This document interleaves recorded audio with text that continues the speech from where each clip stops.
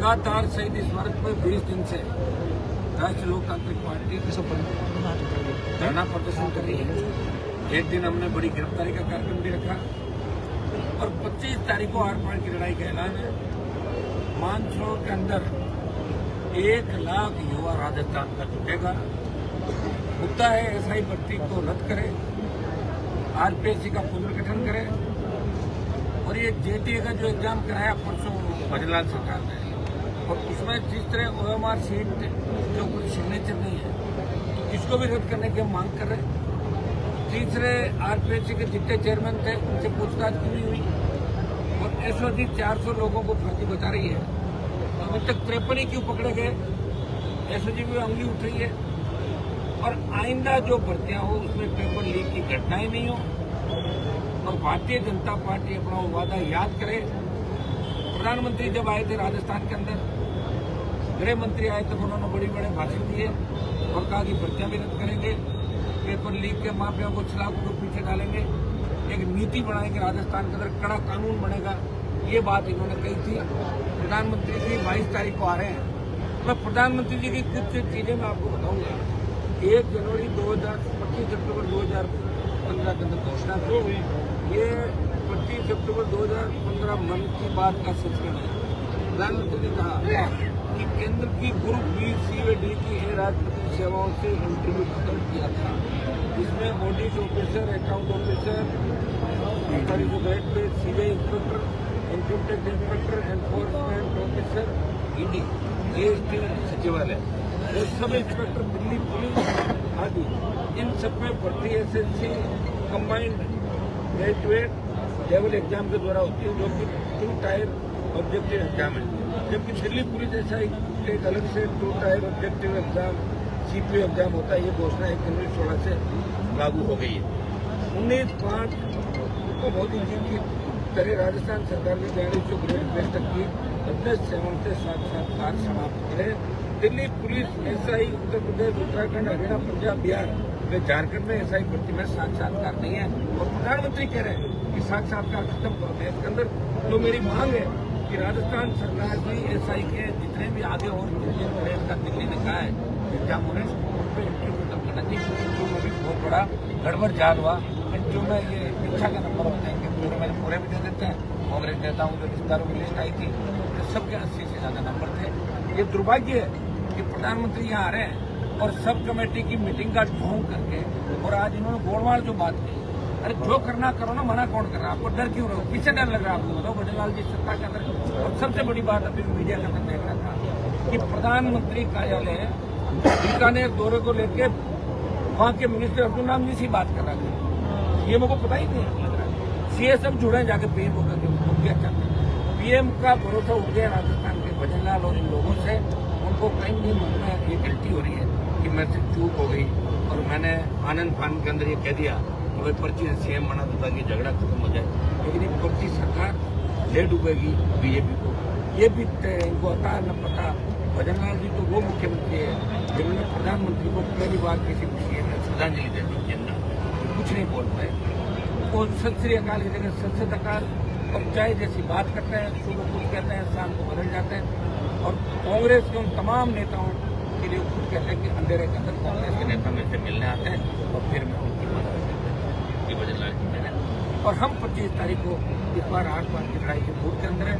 इस बार या तो राजस्थान का नौजवान इतना बड़ा आंदोलन करेगा कि सरकारें झुकेगी और नौजवानों को आगे सरकारों को कराना पड़ेगा, और या फिर इस दोबारा कोई नौजवानों का आंदोलन करने की हिम्मत नहीं करेगा। क्योंकि जो गर्मी का मौसम है उसमें आप देख रहे हैं कि एसी फट रहे हैं, कूलर फट रहे हैं, शॉर्ट सर्किट हो रहे हैं, फिर भी नौजवान डटा वाला है। और मुझे तो अचंभा इस बात का कि एसआई भर्ती के अभ्यर्थी तो आ ही नहीं रहे। 2, 5, 10, 15 उनका भरोसा उठ गया नेताओं। वो कह रहे वो नेता कहाँ गए जो कह रहे न्याय दिलाएंगे, कूच करेंगे। कोई मंत्रिमंडल में शामिल हो गया, कोई दूसरी जगह चला गया, कोई कह रहा धूप में आने से मेरा कलर काला पड़ जाएगा, मैं बरसात के अंदर आ जाऊंगा। तो वेट करेंगे क्या लड़के? कब तक वेट करेंगे बताओ? तो मैं बैठा हूँ धूप में, हाँ मेरा रंग काला हो गया तो वेट तो करूंगा ना, छोड़ दूंगा। अगर छोड़ देंगे तो फिर भगत सिंह को याद क्यों करेंगे?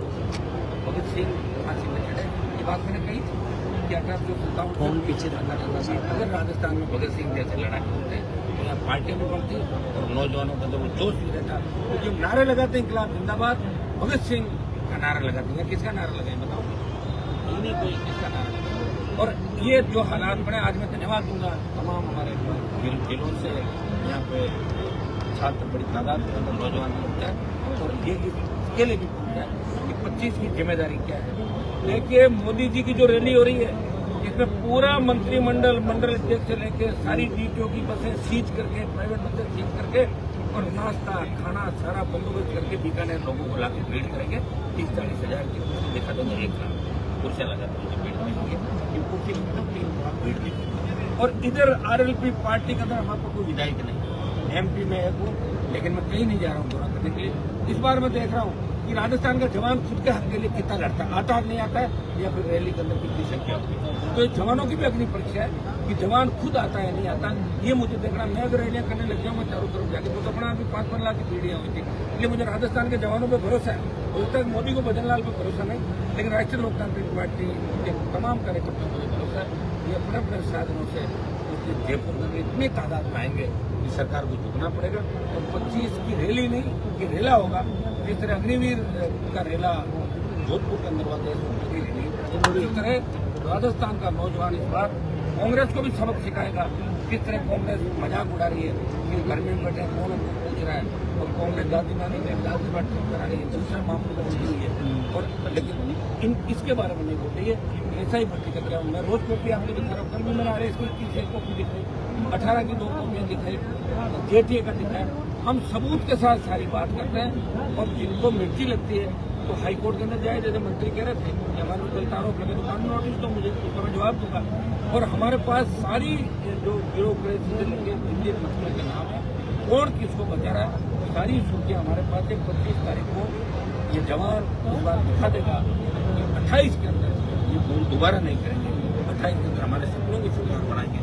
हमने RLP को छोड़ दिया, BJP को इसलिए बोल दिया, BJP शायद सत्ता में आ जाए, बड़ा संगठन है, आर्थिक रूप से भी मजबूत है, भाजपा के लोग हमारे पास नहीं है सरकार में।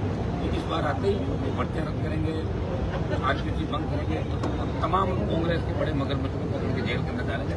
लेकिन 1.5 साल में राजस्थान के जवानों को मेरा साथ लगे, बेरोजगार कितना घाटी नौजवान आत्महत्या करा, अपराध कितना चल रहा है, और नशे में पंजाब से भी राजस्थान आगे बढ़ रहा है। इसके लिए कोई जिम्मेदार है तो वसुंधरा के लोगों के साथ साथ भजनलाल उतने ही जिम्मेदार है, क्योंकि 1.5 साल के अंदर भजनलाल एक भी काम पूरा नहीं कर पाए, सिवाय अपनी कई हुई बातें वापस लेने चला। ये कोई काम नहीं कर। हमारी आत्मा के ऐलान 25 को पूरी ताकत के साथ राजस्थान को नौजवान दिल्ली को ही बता देगा। जब राजस्थान कांग्रेस BJP की जो नई प्रदेश है, जनती सत्ता के नाम हमारे हिसाब से खड़ी करेंगे। ये राजस्थान का युवा मचल रहा है। 25 को कैबिनेट सब कमेटी की बैठक हुई है, इसी देखिए उसमें फैसला नहीं हुआ ना। कैबिनेट सब कमेटी का ये कह देती है कि हम तो अनुशंसा कर रहे हैं, भर्ती रद्द करने के बाद खत्म हो जाती है। कहाँ बोलो सरकार को रिपोर्ट देंगे, दोबारा मीटिंग करेंगे, ये करेंगे वो करेंगे, फिर ये कह देंगे कि साहब हाईकोर्ट ही करेगा। हाईकोर्ट करेगा तो आप अक्षम हो या सक्षम, ये बता दो।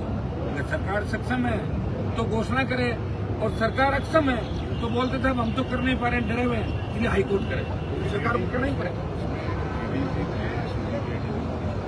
कई महीने पहले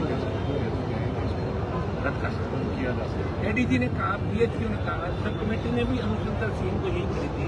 AG ने कहा तो क्यों नहीं कर रही रद्द? आखिर कौन सा कारण है? भजनलाल जी ऐसे कौन से पेज में फंसे हैं? कौन से मंत्री के या अधिकारी के फोटोग्राफ है किसके पास? विषय डरे में सरकार गिर जाए तो वही बता सकते हैं, मैं थोड़ी बताऊंगा।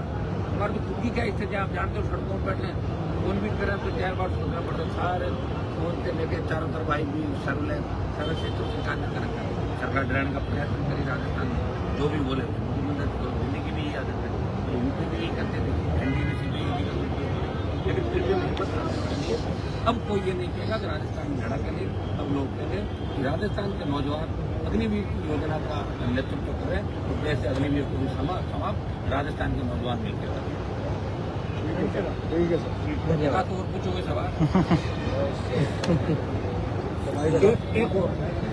एक भारतीय जनता पार्टी की IT सेल राजस्थान में जातीय भेद फैलाने का काम कर रही है। हमने कोई ऐसा बयान नहीं दिया किसी कास्ट को लेकर जिससे जातिवाद के रूप में माना जाए। मैं ये जरूर राजस्थान के नौजवानों को मजबूत करने की बात बार बार कहता हूँ कि आप फ्रंट नहीं बना पाए, और मैं प्रत्येक समाज के साथ हूँ। और मेरे धरने में 36 कोट के लोग हैं। ऐसा ही प्रति आरपीएफसी जैसे 36 कोट के लोग चाहते हैं, बच्चे सब जाएंगे। वो चाहते हैं कि एक बार नई दिशा हमें मिले। तो भाजपा और कांग्रेस के लोगों से मेरा आग्रह है कि वो जातीय जेल के अंदर राजस्थान को नहीं लेके जाए, बयानों को तोड़ मरोड़ के और वो बच्चों के सामने नहीं रखें। ठीक है, धन्यवाद।